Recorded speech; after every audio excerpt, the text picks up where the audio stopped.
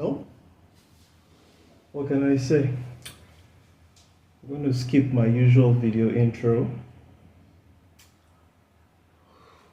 What else were you expecting? Chelsea are officially out of the Champions League, and the sad part is we actually do not know when next we would feature in a UEFA Champions League. We don't know when. Could be next year, could be 2 years, could be 3 years, could be 4 years. We don't know. And now things are starting to look really bad, even financially, for Chelsea. Congratulations, Clear Lake.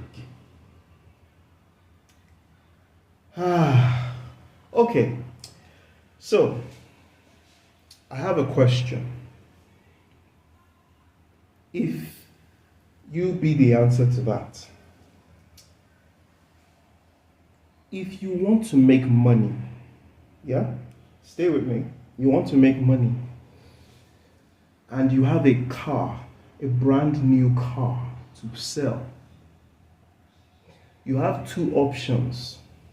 One, you sell the car as a whole car, yeah?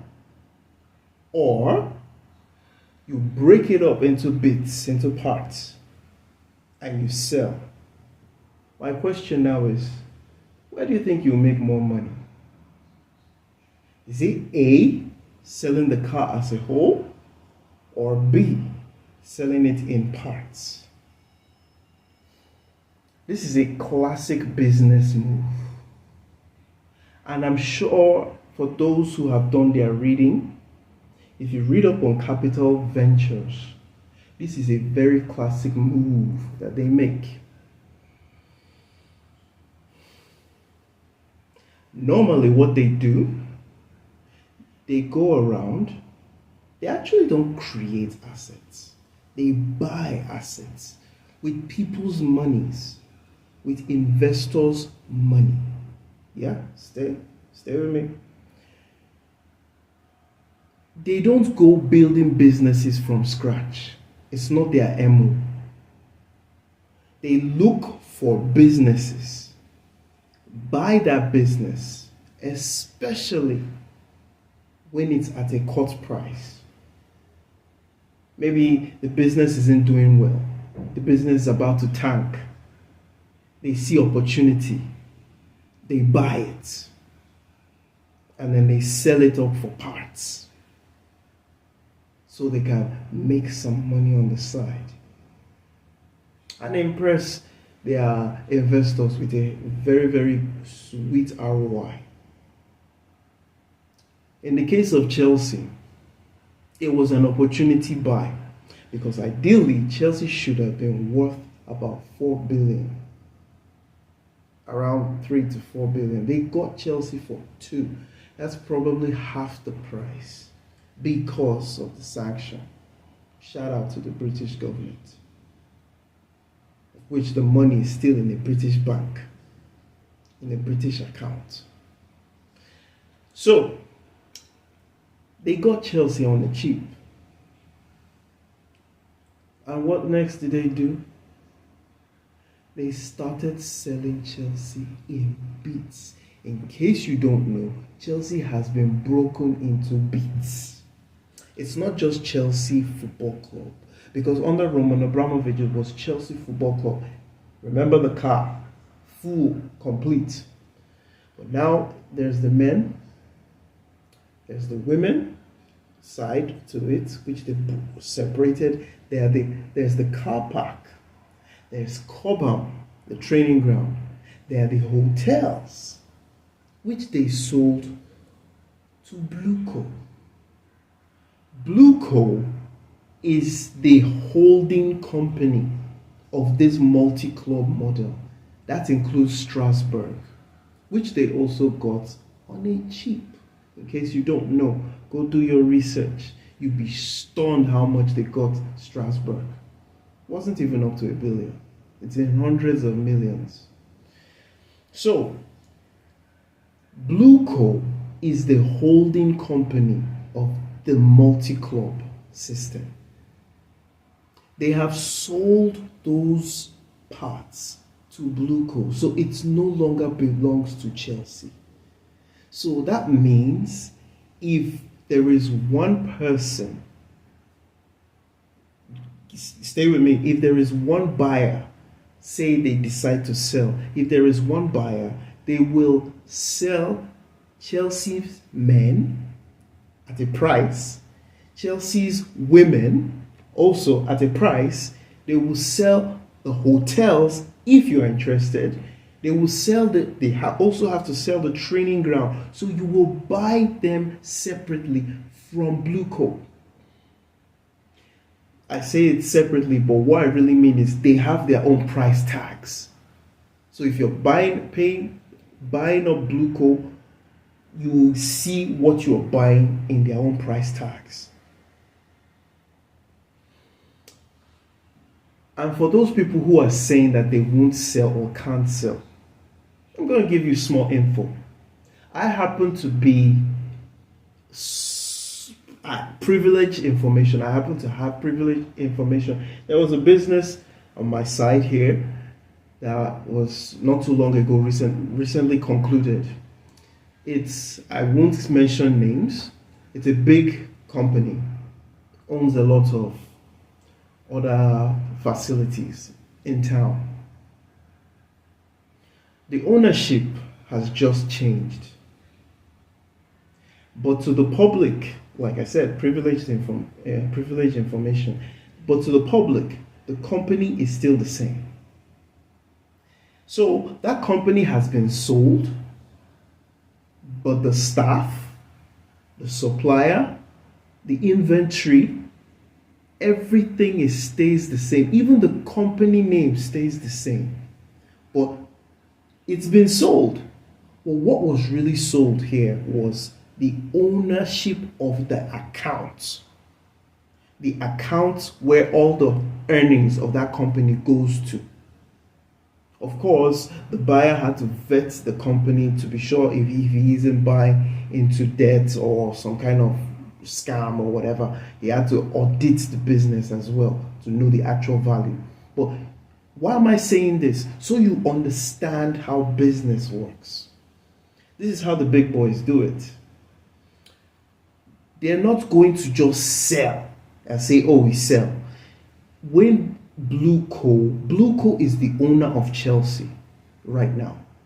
Not Egbali, not Todd Bowley. BlueCo is the company, the consortium formed with which they stretched their hand to acquire Chelsea.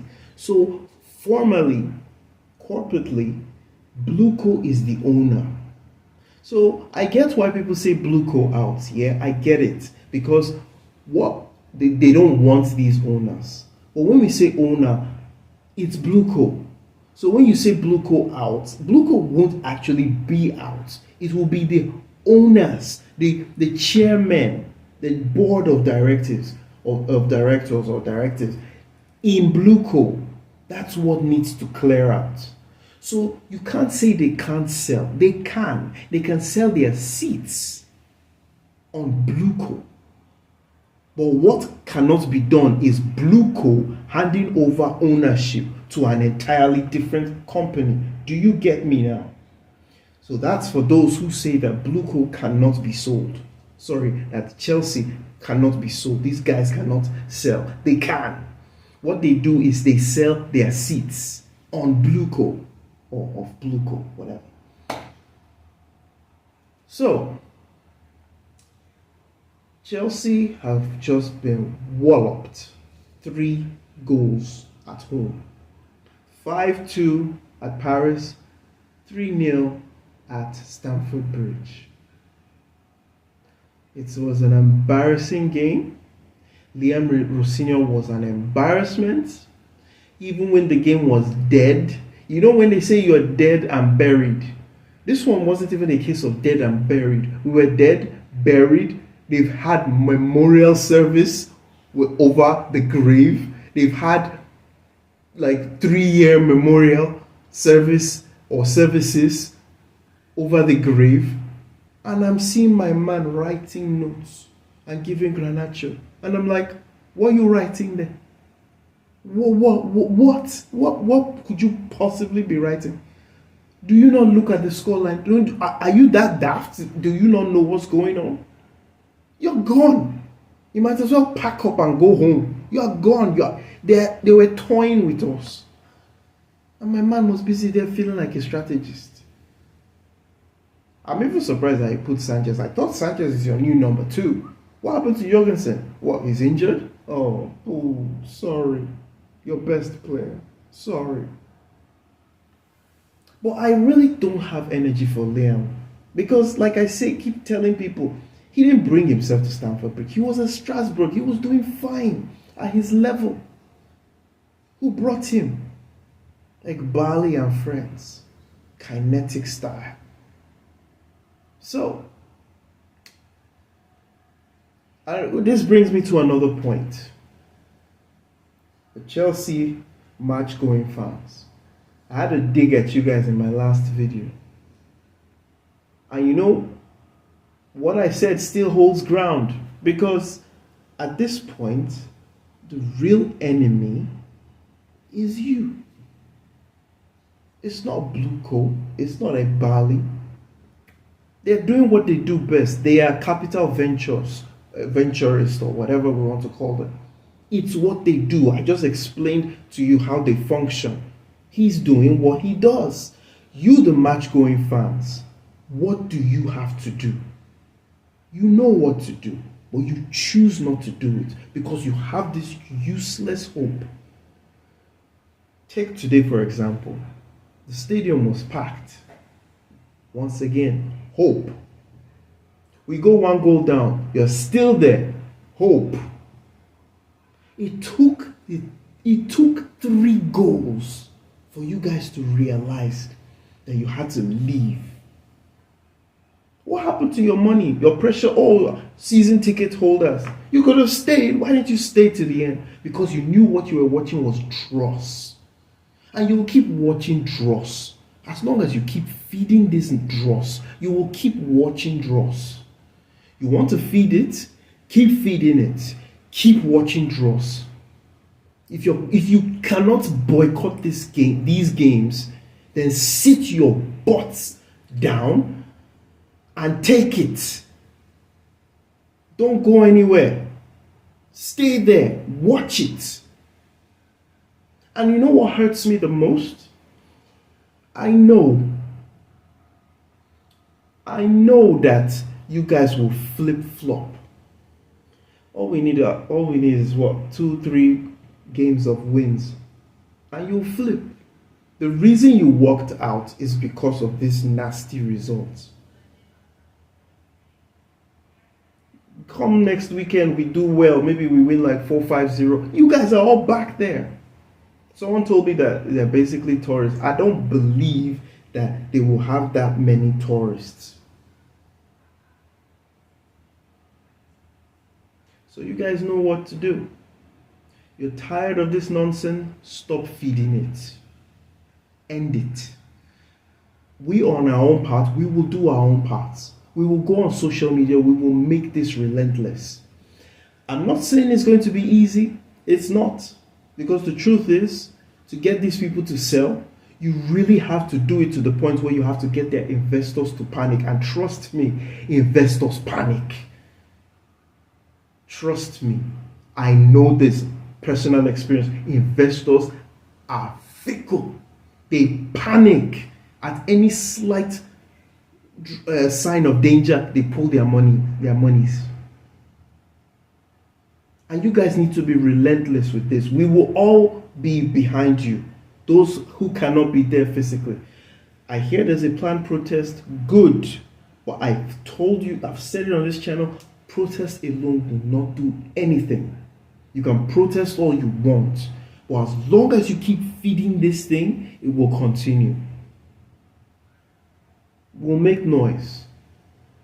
I like that they're trying to plan it right. But one thing I do not want is this mindset of, look at all the efforts we have to put in for just one protest. No, this thing is going to have to continue. You're going to have to be persistent with it. It's going to take time, but it is achievable. When you take it to the point where their match day revenue tanks, they don't sell perks, there's bad news all over social media. That's our part. There are people on the street protesting. Trust me, investors will panic. They will say, you know what, let's cut our losses, break even, sell. And they will listen to their investors. At first, they will try to pacify their investors, which is why PR comes out. PR, you think PR is just for us fans? No, it's also to pacify their investors. And if you think for a moment that BlueCo is 100% honest with their investors, you're lying. They try to lie to their investors as well. So they will try to PR this thing, but you have to be relentless with it. It's not to make BlueCo fear, it's their investors. When you make their investors panic, BlueCo has no other option after lying and lying and lying with PR and PR and PR to their investors and you, the fans, because they also need you guys on board to make it look to their investors that everything is fine and dandy. So you have to be relentless. We will have to be relentless. This is how we get our Chelsea back. Believe it or not. I'm watching Chelsea and I'm so disgusted. I turn TV and I look at Arsenal and I look at that filthy goal from Eze. I'm so jealous and it hurts me. I'm a Chelsea fan and I'm jealous of Arsenal. Anyway, there was no point talking about this game. I just said, I'm trying to be calm. I'm even under the weather right now. Because that's why I'm not really yelling and all of that. So we'll see all of you at the protests, virtually, in my own case. I wish you guys all the best. You guys have to be relentless, okay? I'll see you guys in another video. Please don't forget to like, share, subscribe, comment. Let me know what I missed. It's a new channel. I'm no expert. I try to be as honest as I can be. Let me know in the comment section. I'll see you guys in another one. Take care. God bless.